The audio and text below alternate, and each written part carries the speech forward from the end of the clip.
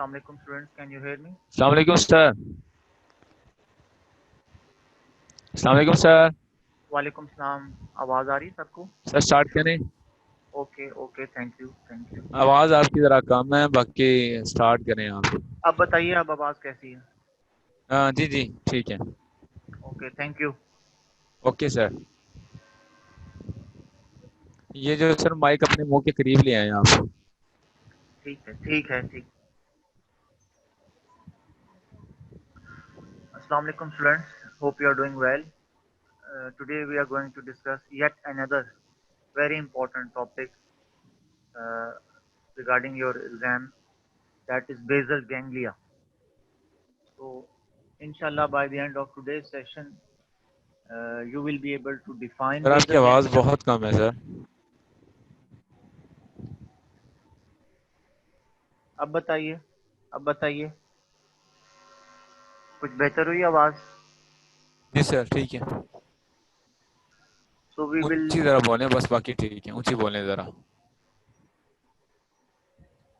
define basal ganglia. What are basal ganglia? What are the different components of basal ganglia? And then we will discuss the functions of basal ganglia. And at the end of today's session, we will learn two very important clinical conditions. And the first one is Parkinson's disease, and the second one that we will discuss is Huntington's chorea, or known as Huntington's disease. So these are the learning outcomes for today's session. So let's begin. So you must have heard this term frequently in your lectures during your physiology and anatomy classes, basal ganglia. So when we use the term basal ganglia, how can we define basal ganglia? These are the masses of gray matter.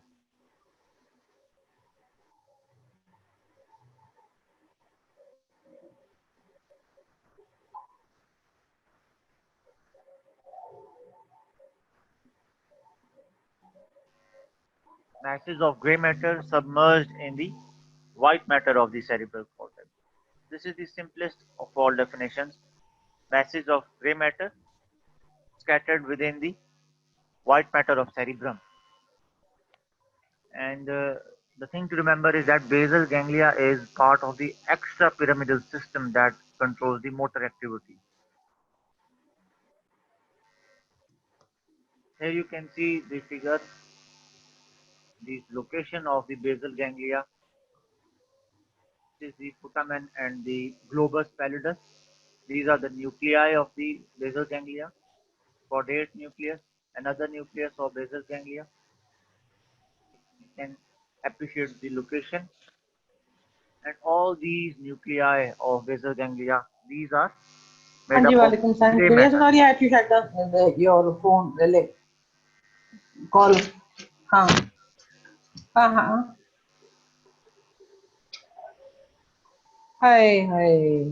بیٹا اس کو وہاں پہ آپ اس کو شوکت madam کی emergency میں کیوں نہیں لے جاتے؟ اگر ایکیوٹ لیفوبلاسٹک لیوکیمیا ہے تو وہ تو ایمرجنسی ہے, اس میں اس کو وہاں لے جائیں and then let's see what happen.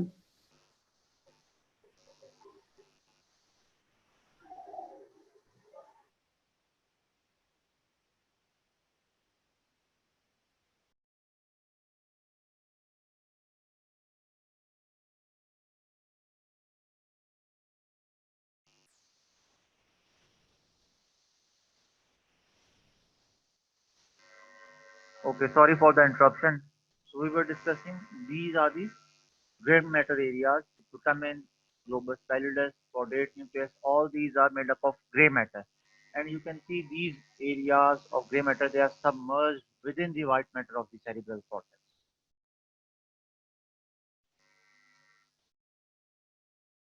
So as far as the components of basal ganglia are concerned, the three primary components that you must remember, they include corpus striatum, and second component is subthalamic nucleus, and the third one is substantia nigra.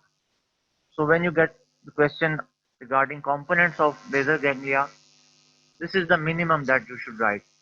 The three primary components: corpus striatum, subthalamic nucleus, and substantia nigra. So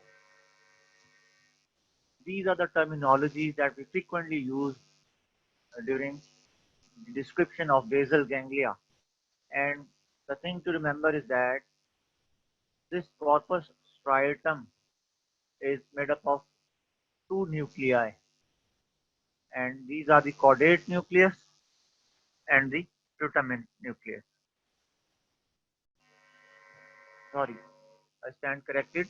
Corpus striatum is made up of caudate nucleus and the lentiform nucleus. The lentiform nucleus further consists of globus pallidus and putamen nucleus. So there is overlapping between these terminologies. When we use the term corpus striatum, we are referring to caudate and lentiform nucleus, where lentiform nucleus consists of globus pallidus and putamen. Caudate nucleus is considered separately. So these are the components of basal ganglia. The first portion is corpus striatum, which further consists of caudate and lentiform nucleus, where lentiform nucleus consists of globus pallidus and putamen. Then comes the subthalamic nucleus and substantia nigra. And there are two subdivisions of substantia nigra: pars compacta and pars reticularis. These are the two subdivisions of substantia nigra, where pars compacta is responsible for release of dopamine neurotransmitter. The primary secretion from pars compacta is the inhibitory neurotransmitter dopamine, whereas pars reticularis is responsible for release of another inhibitory neurotransmitter, GABA, where GABA stands for gamma amino butyric acid. So the components of basal ganglia include corpus striatum, number 1, subthalamic nucleus, number 2, and substantia nigra, number 3. Where substantia nigra consists of pars compacta, responsible for release of dopamine, and pars reticularis, responsible for release of GABA. And corpus striatum consists of two nuclei, caudate and lentiform nucleus consists of globus pallidus and putamen. Since all these nuclei are present at the base of the forebrain, and that is the reason we call it as basal ganglia. Ganglia, as we all know, is cluster of cells, cluster of neurons. Since all these nuclei, they are located at the base of the forebrain, so we call them as basal ganglia. So we have discussed the components of the basal ganglia. Now, what are the functions of these gray matter areas? So the first and foremost is the role of basal ganglia in cognitive control of motor movements. When we use the term cognition, cognition in simple words means thinking. So when you think deeply, when you contemplate something, you are using this part of basal ganglia for the control of motor activity. Then it not only cognitively controls the motor movement but also executes the pattern of that particular movement, how you are going to perform that particular movement. So voluntary control execution is there. Then comes the timing and scaling the intensity of movement. It not only times the movement but also scales the intensity of movement. For example, when you draw any diagram or figure with the help of your fingers with the pen, such particular movements, in such particular movements, basal ganglia are involved.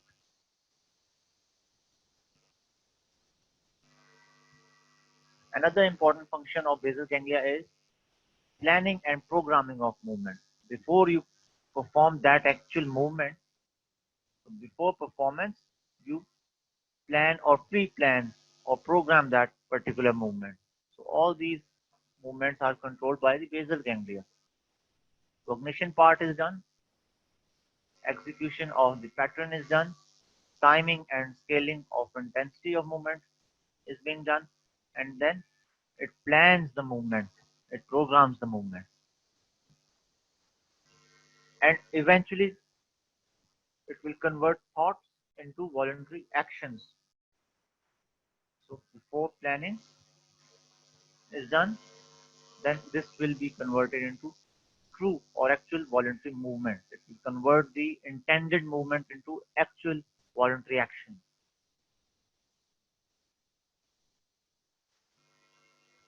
Another function of basal ganglia is its role in regulation of subconscious movements. Not only helps in the regulation of voluntary, but sometimes involuntary subconscious movements are also controlled. Moreover, there is some role of basal ganglia in control of reflex muscular activity. For example, during stretch reflexes, some sort of contribution is there by the basal ganglia as well.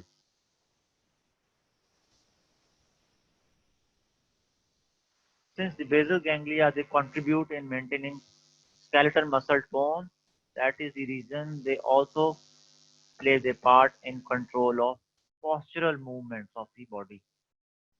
And the primary effect on the skeletal muscle tone is to decrease the muscle tone below the normal level. So an inhibitory effect is there on the skeletal muscle tone from the basal ganglia. So this inhibition is provided by the basal ganglia.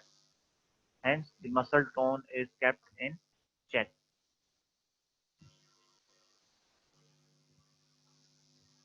Then comes the role of basal ganglia in control of automatic associated movements. And the primary example, classical example of automatic associated movement is the movement of facial muscles during facial expression. Moreover, another example is swinging of arms during walking. All these are controlled by the basal ganglia. So control of automatic associated movements. All these are associated movements, and all these are controlled by basal ganglia. Moreover, there is role of basal ganglia in arousal, and multiple neurotransmitters are also released by this basal ganglia. So we will discuss what are the different types of neurotransmitters released by the basal ganglia. Some of these neurotransmitters are excitatory in nature, others are inhibitory in nature. The important neurotransmitters include dopamine. Dopamine is very important neurotransmitter released from this basal ganglia. It is an inhibitory neurotransmitter, and this is released from the substantia nigra. If you remember, one of the components of basal ganglia is substantia nigra, and substantia nigra is responsible for release of this inhibitory neurotransmitter. Remember, this is inhibitory neurotransmitter. Another inhibitory neurotransmitter released from the basal ganglia is gamma amino butyric acid, or we can write it as GABA, GABA, where GABA stands for gamma amino butyric acid. So GABA is yet another inhibitory neurotransmitter. So besides dopamine and GABA, another inhibitory neurotransmitter is serotonin, not mentioned in this list. Then there are some excitatory neurotransmitters like acetylcholine, substance P, enkephalin, noradrenaline, and glutamic acid. For you people, the role of acetylcholine is important. Acetylcholine is again an excitatory neurotransmitter. Moreover, another important excitatory neurotransmitter is glutamic acid, commonly known as glutamate. So glutamate, acetylcholine, all are excitatory neurotransmitters.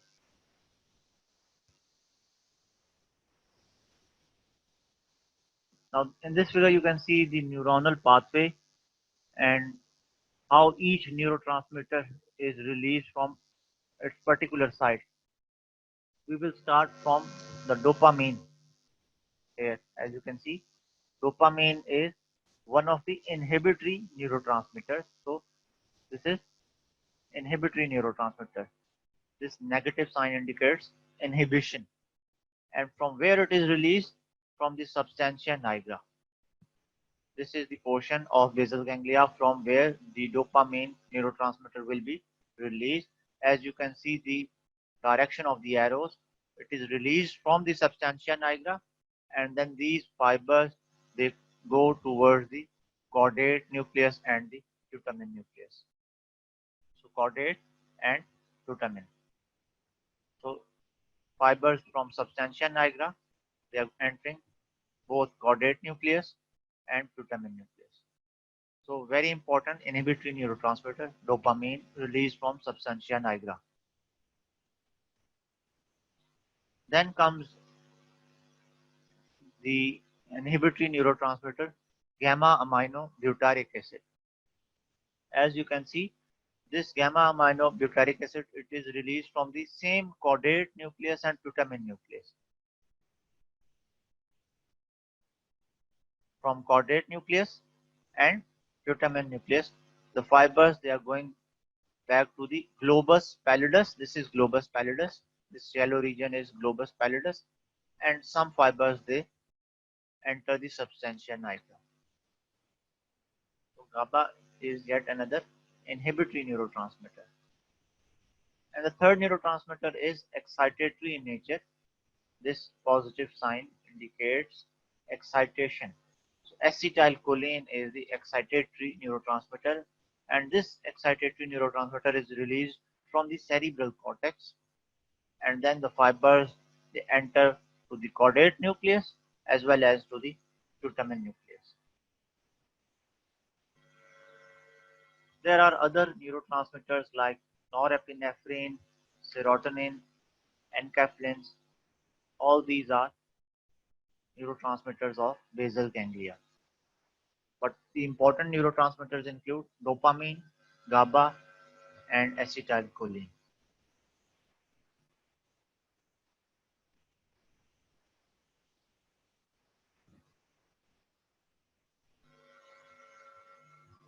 So we have discussed the two important nuclei of basal ganglia, caudate nucleus and putamen nucleus. Now we will discuss the functions of each nucleus one by one. We will start with the putamen nucleus. Putamen is responsible for controlling complex pattern of movements.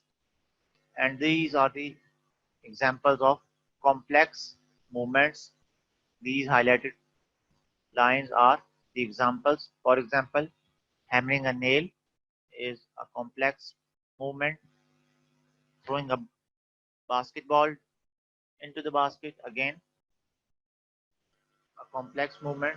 All these are complex movements. These are controlled by the putamen nuclei of the basal ganglia. And here in this figure, you can see the neuronal circuitry through which putamen is connected with the other regions of brain. And we will start from the putamen. This is the putamen nucleus here. As you can see, the inputs are coming from the cerebral cortex.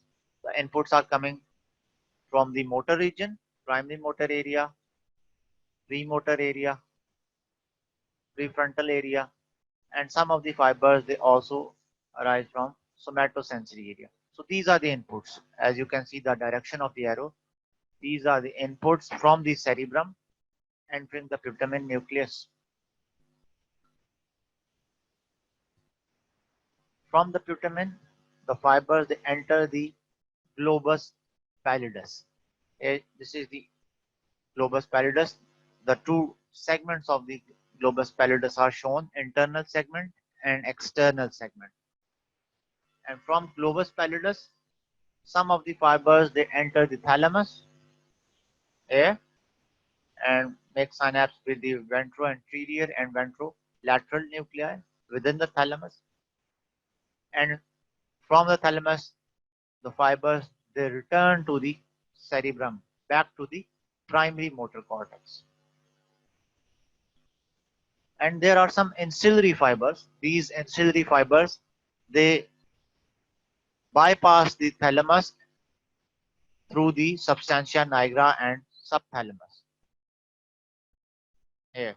So the fibers from the globus pallidus, they will enter the substantia nigra first, and from there to the subthalamus, and then through the thalamus, they will eventually go to the primary motor cortex.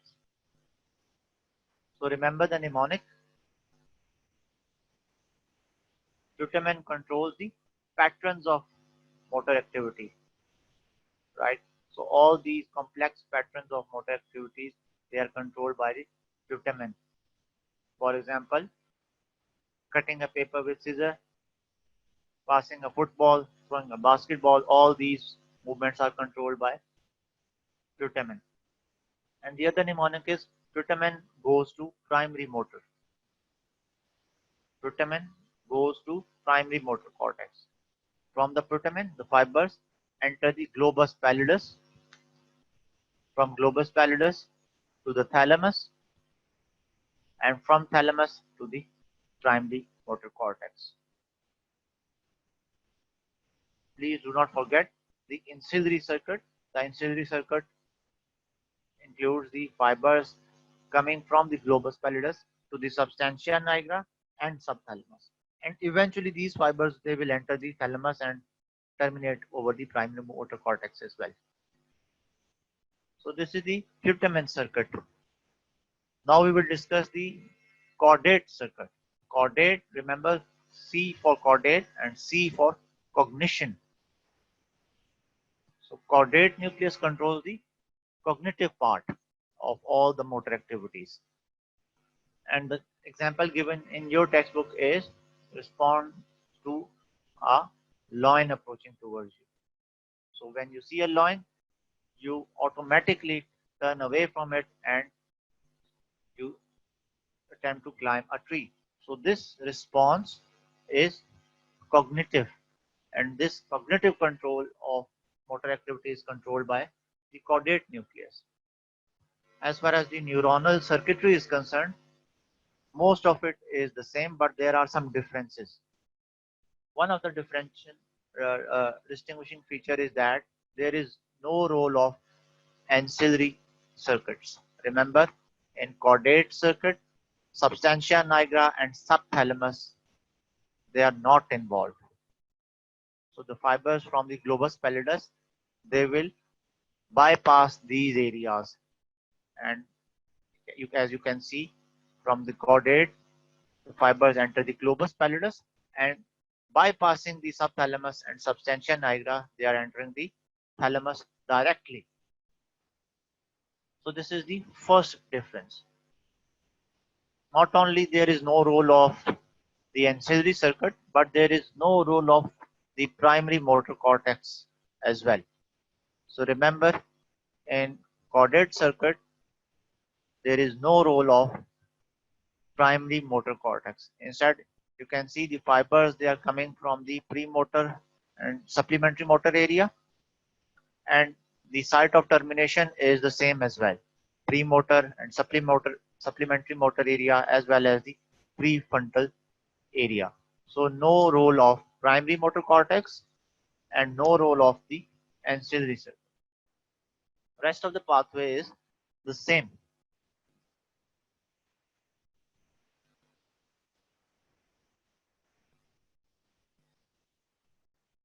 So before we proceed further, these are some terminologies that you must remember. These are some clinical terminologies. The first one is ethetosis. So ethetosis is used whenever there is lesion in the globus pallidus. So damage to the globus pallidus will result in continuous writhing movements of the hands or arms. So this is known as athetosis. Similarly, if there is damage to the subthalamic nucleus, this will result in sudden flailing movement of the entire limb. So one section of the body is involved. So half of the body is involved. That is why it is called hemibellismus, movement of half area or half side of the body. And that site of lesion is in the subthalamus. Similarly, whenever there is lesion in the putamen nucleus, this will result again in sudden flicking movements of hands or face. So these are three important terminologies very similar to each other: athetosis, hemibellismus, and chorea. In all these conditions, there is abnormal coordination, abnormal movement of the limbs or face, but the site of lesion is different in each case. For athetosis, the site of lesion is globus pallidus. For hemibellismus, the site of lesion is.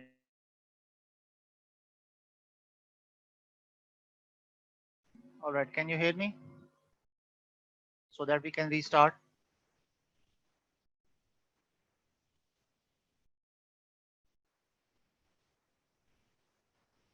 All right, students, we will not waste time. Sorry for the 5-minute interruption. So here's the scenario for you. A 64-year-old man presents to you with complaints of unsteadiness. And as you inquire, his face is expressionless and the gait is shuffling in nature, and there is rigidity and bradykinesia. And investigations revealed that the substantia nigra of this particular individual contains Lewy bodies, and you prescribe levodopa for further treatment. So this is the case of Parkinson's disease. This is how the case presents to you. So classic presentation is there: Parkinson's disease. And James Parkinson, the English surgeon, this gentleman was responsible for describing the term paralysis agitans, which was later called as shaking paralysis or shaking palsy, as he mentioned. So what is the pathophysiology behind Parkinson's disease? In one line, the substantia nigra, which is responsible for the release of dopamine neurotransmitter, is impaired. So loss of dopamine neurotransmitter is there whenever there is damage to the substantia nigra. So as you all know, the balance should be there between the inhibitory neurotransmitter dopamine and rest of the excitatory neurotransmitter, especially acetylcholine.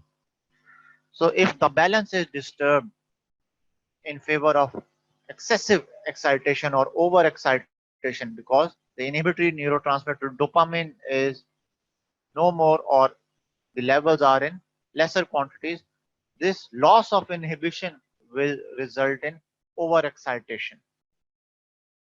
I repeat, loss of inhibitory neurotransmitter due to damage to the substantia nigra will result in overexcitation or overexcitability. This is the reason there is muscle rigidity. So skeletal muscle rigidity is there, both cogwheel rigidity and lead pipe rigidity. We will discuss what are the two types. How can we differentiate the lead pipe rigidity from cogwheel rigidity? Then comes the role of resting tremors. Again, a sign of overexcitation, resting tremors or pill rolling tremors. So Parkinson's disease, although the exact etiology is unknown, but the hypothesis is that the damage to the substantia nigra leads to decreased levels of dopamine neurotransmitter. This is the most famous hypothesis, the dopamine hypothesis, loss of inhibitory neurotransmitter dopamine. And the classical signs include resting tremors, also known as pill rolling tremors, Bradykinesia. Bradykinesia in simple words means difficulty to start or to initiate any particular movement. Shuffling gait, known as fascinate gait. The skeletal muscles become rigid. Rigidity is there, both cogwheel rigidity and lead pipe rigidity.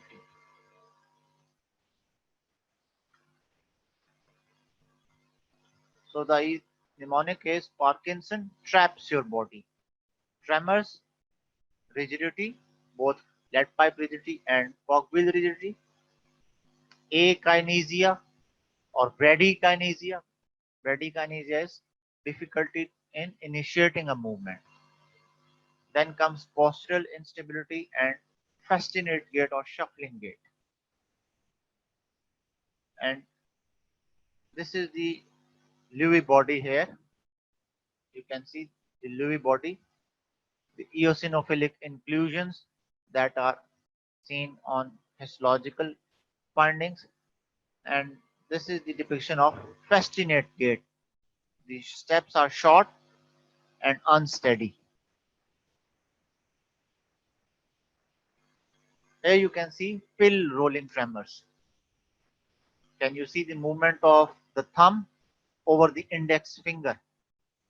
Just like you are rolling a pill with the help of your thumb and index finger. So such tremors are present even at resting state. These are resting tremors. Remember, the tremors of cerebellum are different from that of Parkinson's disease. In Parkinson's disease, we have resting tremors. In cerebellar lesion, we have intention tremors. So this is the classical demonstration of pill rolling tremors. As you can see, the thumb is rolling over the index finger. Now this is fascinate gait. Here you can see short steps. The subject is bent forward, he's leaning forward, and unsteady gait, shuffling gait or fascinate gait is the proper term.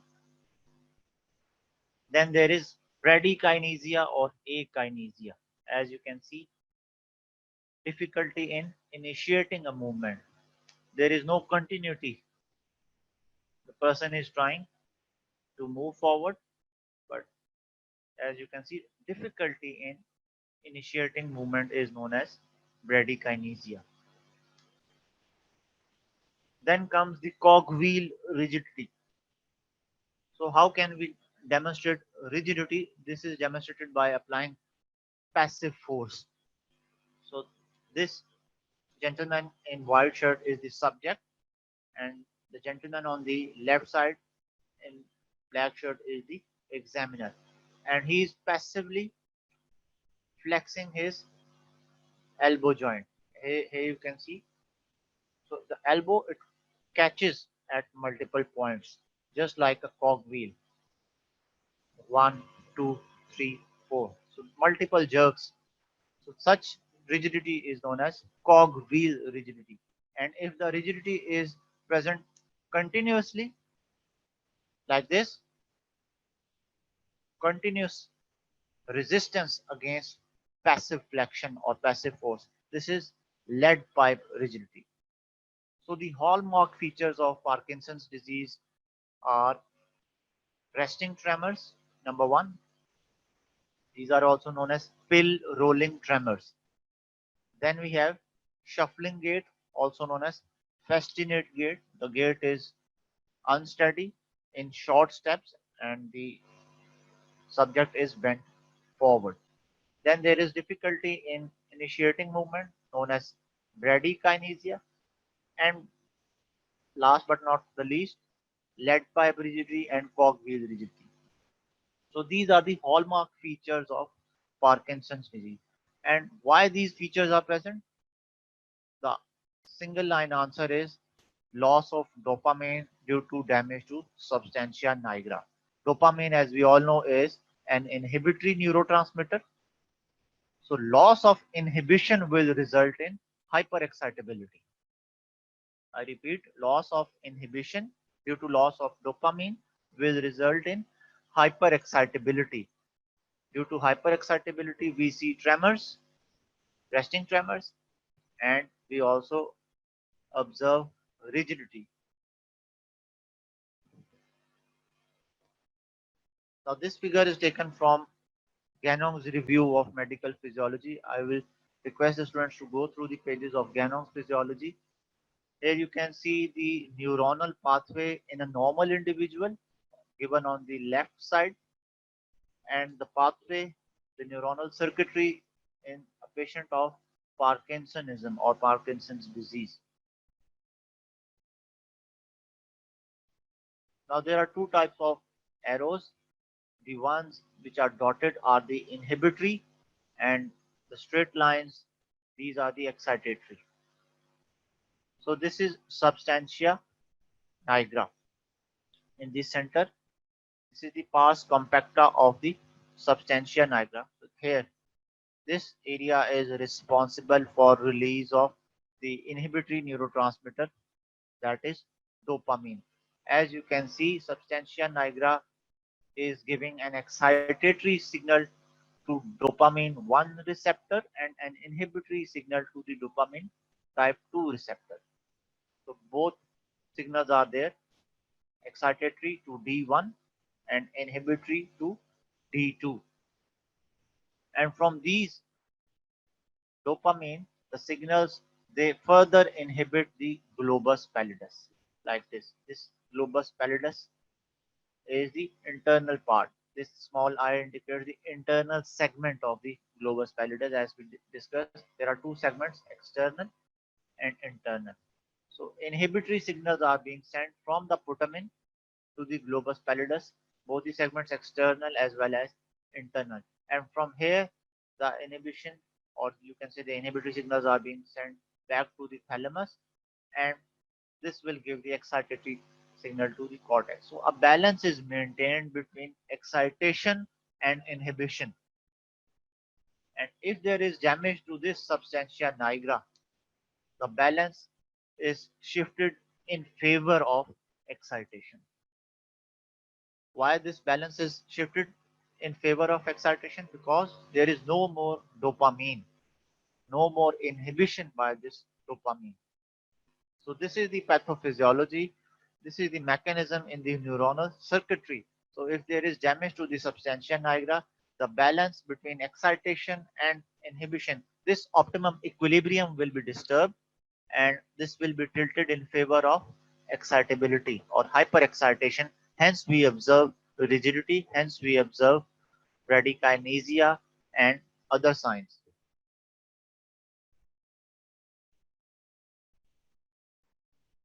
So these are the common causes of Parkinson's disease.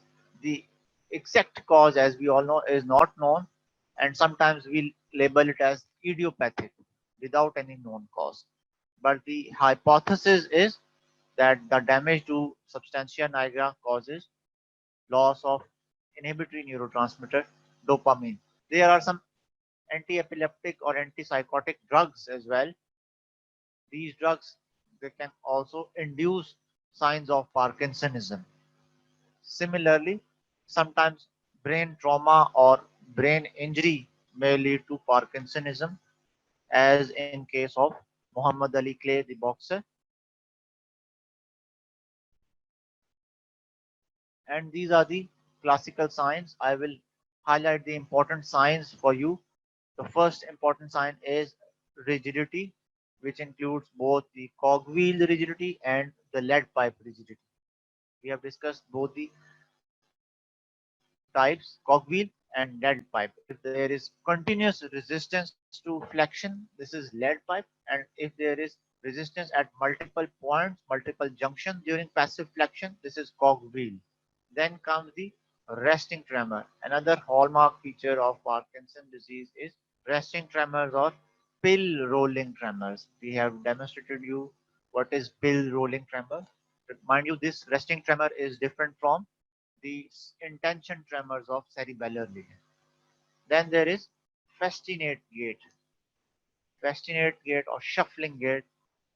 The person is bent forward and he or she walks in small steps.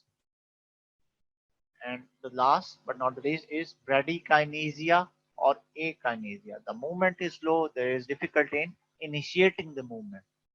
So these are the three important signs of Parkinson's disease: rigidity, akinesia, and tremors.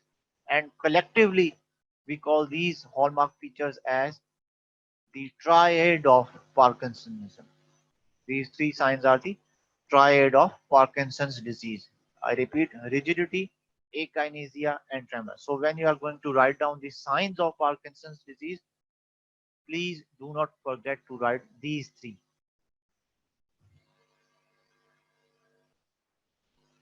And the treatment is done by administering the drug that is levodopa. Levodopa is administered because this dopamine, it cannot cross the blood-brain barrier. So, dopamine will not be able to cross this barrier. That is the reason we administer levodopa, which can easily cross the blood-brain barrier. And this is the precursor of dopamine. Levodopa is a precursor of dopamine. Eventually, this will be decarboxylated and converted into dopamine. So levodopa is the drug of choice. Other drugs include MAO inhibitors and COMT inhibitors, monoamine oxidase inhibitors, and catecholamine methyl transferase inhibitors. These drugs, they increase the availability of dopamine so that whatever the concentration of dopamine is there within the body, maximum utilization should be done. So this will increase the availability of dopamine, and this will not allow the further degradation of dopamine. But the drug of choice is levodopa.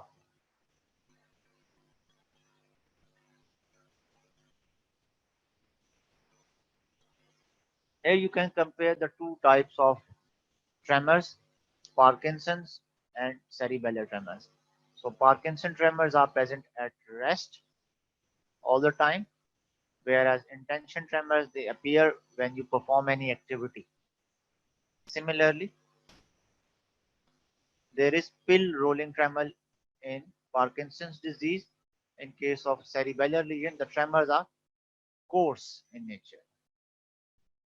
When there is no known etiology of tremor, we will label such tremor as essential tremors without any known cause. So these are the important types of tremors that you must remember. So we have discussed pathophysiology of Parkinson's disease. Now we will move on to another important clinical scenario. So a 48-year-old man presents to you with involuntary movements of arms and legs. So these are the clues: involuntary movements of limbs. Then there is dementia as well. And physical examination revealed involuntary jerky movements, poor concentration or poor attention span, and there is dilatation of the ventricles on MRI. So these are the signs and symptoms. There is history of dementia. There is history of involuntary jerky movements. There is on MRI there is dilatation of the ventricles. So these findings, they indicate to Huntington's chorea, formerly known as Huntington's chorea. Now the preferred terminology is Huntington's disease, named after George Huntington, American physician. So what is Huntington's disease? This is an autosomal dominant disorder. Remember that this is a genetic disorder in which there is damage to the chromosome 4.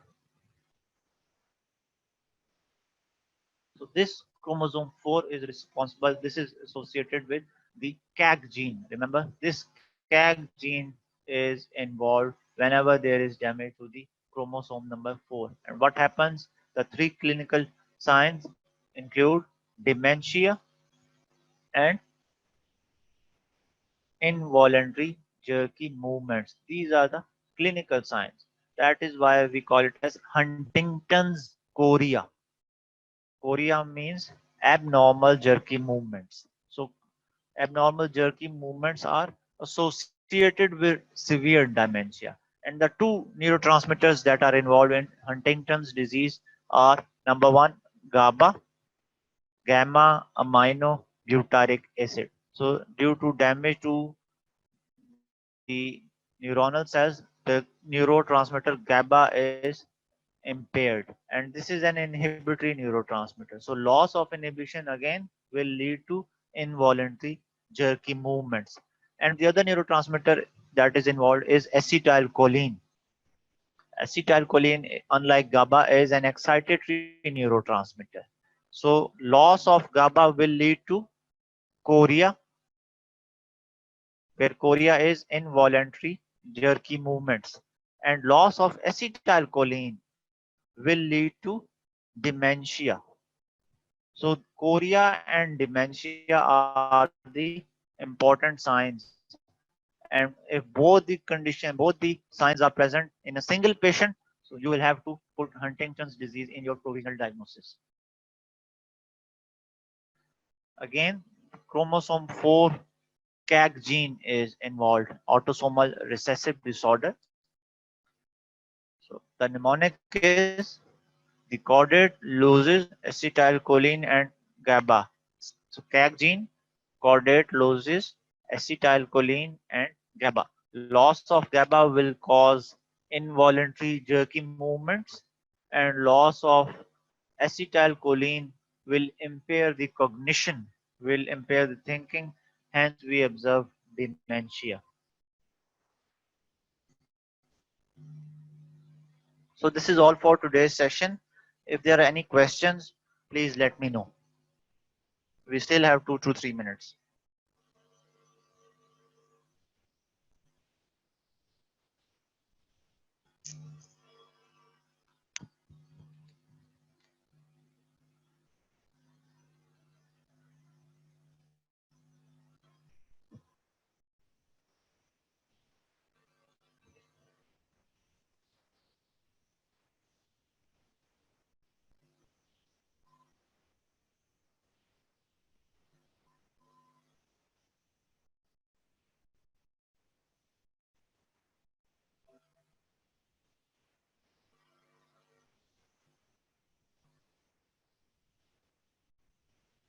If you have any question, please let me know. We still have a minute or two.